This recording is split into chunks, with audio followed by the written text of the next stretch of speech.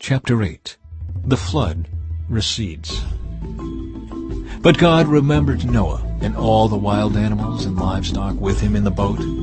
He sent a wind to blow across the earth, and the floodwaters began to recede. The underground waters stopped flowing, and the torrential rains from the sky were stopped. So the floodwaters gradually receded from the earth. After 150 days, exactly 5 months from the time the flood began, the boat came to rest on the mountains of Ararat.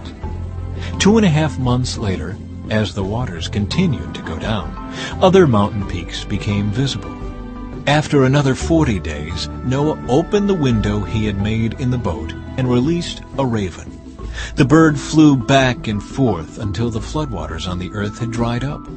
He also released a dove to see if the water had receded and it could find dry ground. But the dove could find no place to land because the water still covered the ground.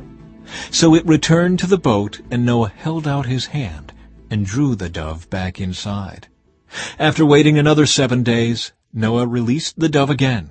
This time the dove returned to him in the evening with a fresh olive leaf in its beak. Then Noah knew that the floodwaters were almost gone. He waited another 7 days and then released the dove again. This time it did not come back. Noah was now 601 years old.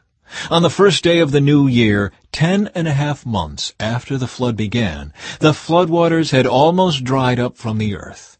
Noah lifted back the covering of the boat and saw that the surface of the ground was drying.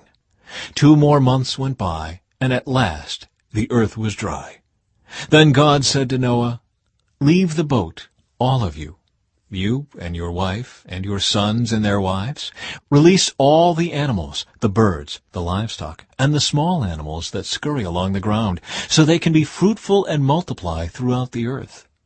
So Noah, his wife, and his sons and their wives left the boat, and all of the large and small animals and birds came out of the boat, pair by pair.